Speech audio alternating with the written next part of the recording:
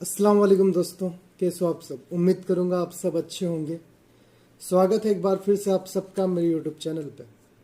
दोस्तों, आज के इस वीडियो में हम बात करेंगे अपील फॉर्म के बारे में।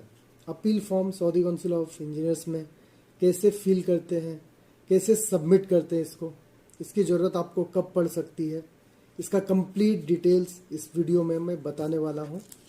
बहुत लोग कमेंट्स कर रहे थे कि अपील फॉर्म को कैसे भरना है, इसके बारे में भी वीडियो बनाइए। तो दोस्तों, पहले आप ये जान लीजिए कि अपील फॉर्म की ज़रूरत आपको कब पड़ती है।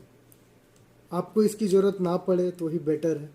इसकी ज़रूरत तब पड़ती है जब आपका सऊदी काउंसिल ऑफ इंजीनियर्स का प्रोफाइल में वेरिफिकेशन को लेके कुछ प्रॉब्लम होता है और आपका प्रोफाइल सस्पेंड कर दिया जाता है।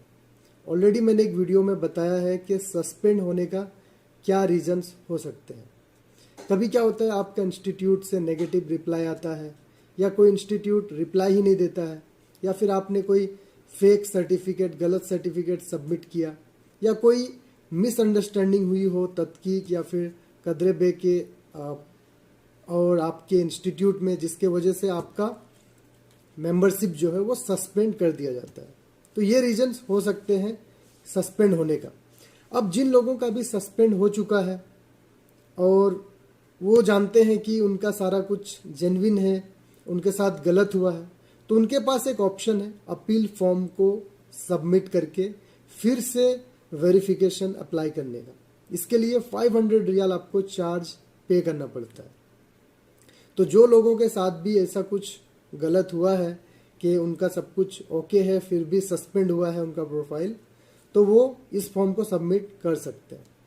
ये फॉर्म को सबमिट करने से पहले मैं कुछ एडवाइस करना चाहूँगा उन लोगों को कि ये फॉर्म को सबमिट करने से पहले आप अपना कॉलेज या इंस्टीट्यूट या यूनिवर्सिटी जिधर से भी आपने पढ़ाई किया है, आप वहाँ पहले बात करिए। वहाँ बात करके उनसे पहले पूछिए कि उनके रिकॉर्ड में आपका डिटेल्स है या नहीं है। कभी क्या होता है, बहुत सारा कॉलेज इंस्टीट्यूट के पास मिस हो जाता है जिसकी वजह से रिकॉर्ड नहीं रहता, फिर आपका जो रिप्लाई है वो नेगेटिव चला जाता है वेरिफिकेशन के टाइम, फिर आपका प्रोफाइल सस्पेंड होता है। तो पहले ये सारा चीज़ आप क्लियर करिए उधर से, उसके बाद ये फॉर्म को सबमिट करिए। नहीं तो आपका 500 रियाल भी जाएगा, रिजल्ट आपको सेम मिलेगा, कोई फ़ायदा नहीं होगा। तो चलिए अब मैं आप लोगों को बताता हूँ कि ये फॉर्म को भरना कैसा है। अपील फॉर्म का सबसे पहले आपको ऑप्शन वहाँ पे मिलेगा रिक्वेस्ट ज्वाइन नंबर और आईडी नंबर। वहाँ पे आप सऊदी काउंसिल का मेंबरशिप आईडी और अपना इकामा का नंबर डालिएगा। ब्रैकेट में इकामा नंबर, सऊदी काउंसिल का मेंबरशिप आईडी। उसके बाद कैंडिडेट का फुल नेम, आपका जो भी नाम है कंप्लीट नेम आप लिखिएगा। कोशिश करिएगा ये फॉर्म को आप कैपिटल लेटर में फिलअप करने के लिए, क्लियर फिलअप करने के लिए। उसके बाद 3rd नंबर में ऑप्शन मिलेगा रिजल्ट स्टेटस, नेगेटिव या अनेबल टू कंप्लीट, जो भी है वो आप यहाँ पे लिखिएगा। उसके बाद पासपोर्ट का नंबर, आपका पासपोर्ट के ऊपर जो भी नंबर रहता है पासपोर्ट का वो एंटर करना है। इशूइंग अथॉरिटी नेम, आपका पासपोर्ट कौन सा अथॉरिटी के तहत इशू हुआ है वो लिखना है।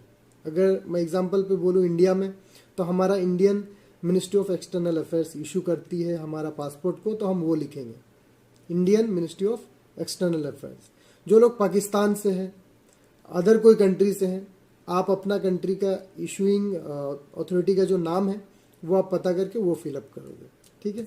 उसके बाद इशूइंग अथॉरिटी का कंट्री, जो लोग इंडियन से वो इंडियन, पाकिस्तान से हैं वो पाकिस्तानी, ये बहुत सिंपल है। उसके बाद नीचे में रीवेरिफिकेशन डिटेल्स, यहाँ पे आपको लिखना है कि आपका रीवेरिफिकेशन का क्या डिटेल है। आपका डिप्लोमा है, इंजीनियरिंग डिग्री है, वेरिफिकेशन नहीं हुआ, जो भी है डिटेल्स थोड़ा आपको यहाँ पे लिख देना है। उसके बाद इसका नीचे आते हैं दोस्तों पर्सनल डिटेल्स में। इसमें आपको आपका पर्सनल डिटेल्स फिलअप करना होता है। सबसे पहले फर्स्ट नेम आपको लिखना है, उसके बाद मिडिल नेम। अगर आपका मिडिल नेम नहीं है तो इसको छोड़ देना है, बहुत लोगों का नहीं रहता है। उसके बाद आपका अदर नेम या फिर निक नेम ये फिल करना है। सॉरी, उससे पहले लास्ट नेम या सरनेम है तो यहाँ पे 3rd नंबर में लास्ट नेम लिखना है।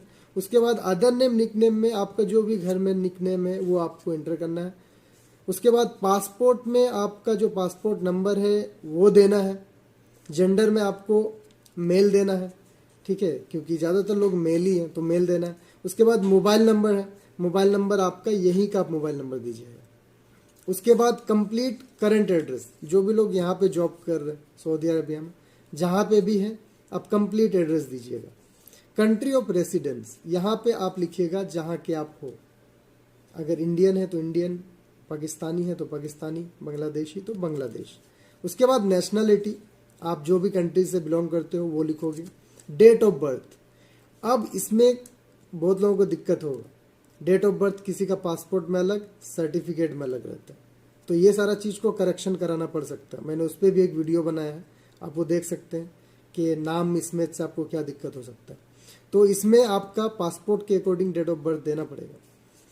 कंट्री ऑफ बर्थ, जहाँ भी आपने पैदा हुआ वो कंट्री का नाम, आईडी, इकामा नंबर, ईमेल एड्रेस, आपके पास जो भी ईमेल है वो ईमेल आपको लिखना है। ये था first page.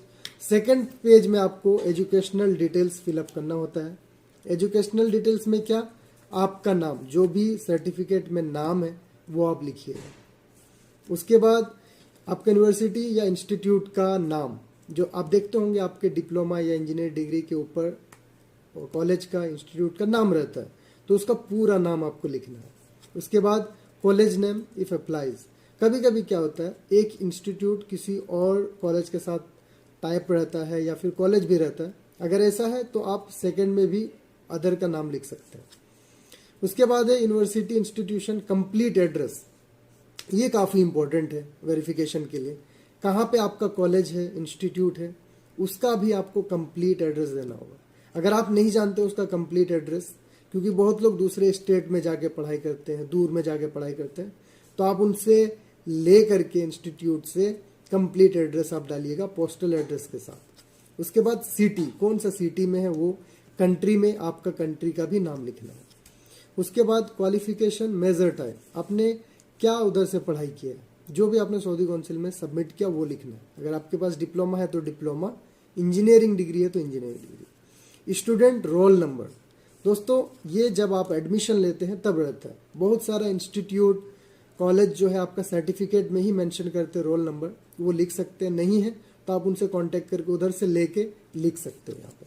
Seat number, registration number, registration number भी ज़्यादातर लोगों का मेंशन रहता है डिप्लोमा पे ही, इंजीनियरिंग डिग्री पे ही, तो आप वो लिख देना, नहीं है तो उधर से कांटेक्ट करके इंस्टीट्यूट से लेके लिख सकते हैं।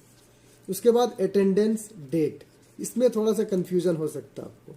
अटेंडेंस का मतलब ये नहीं कि डेली का अटेंडेंस, यहाँ पे आपको ईयर लिखना है, कौन सा ईयर में आपने एडमिशन लिया पढ़ाई के लिए वो ईयर स्टार्टिंग का, और उसके बाद लास्ट आपने जब कंप्लीट किया वो ईयर। मंथ भी डालना है, अगर मंथ का डेट एग्जैक्ट याद नहीं है तो आप उधर से कांटेक्ट करके लेके डाल सकते हो, या फिर जो मंथ से आपने स्टार्ट किया है उस मंथ से भी आप कर सकते हो।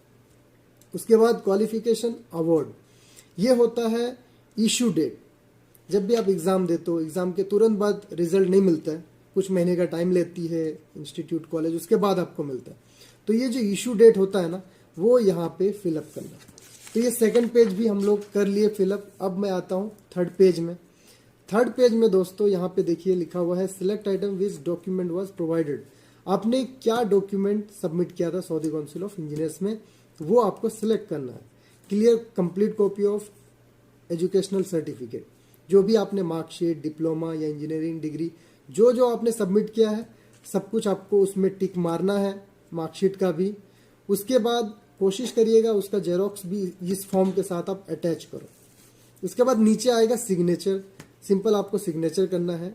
राइट साइड में आपका नाम लिखने का ऑप्शन है, तो आप यहाँ पे अपना नाम लिखिएगा। जिस डेट में आप सबमिट कर रहे हो, यहाँ पे नीचे में एक दिया हुआ ऑप्शन सबमिशन डेट, तो यहाँ पे वो डेट आप दीजिएगा। उसके बाद नीचे में ऑप्शन है ये तहकीक और कदरे बे का ऑफिशियल यूज़ के लिए है, जो कि वेरिफिकेशन अथॉरिटी है यहाँ की, वो लोग वेरीफाई करते हैं, तो ये वो फिलअप करेंगे, आपको कुछ करने की ज़रूरत नहीं है। लास्ट पेज जो इसका आता है ऑथराइजेशन लेटर, फोर्थ नंबर पे, इसमें आपको पहले ये रीड कर लेना है, पूरा पढ़ लेना है। उसके बाद आपको यहाँ पे आपका नाम, पासपोर्ट नंबर, सिग्नेचर और डेट देके सबमिट करना है। तो ये था कंप्लीट डिटेल अपील फॉर्म को फिलअप करने का, सबमिट करने का।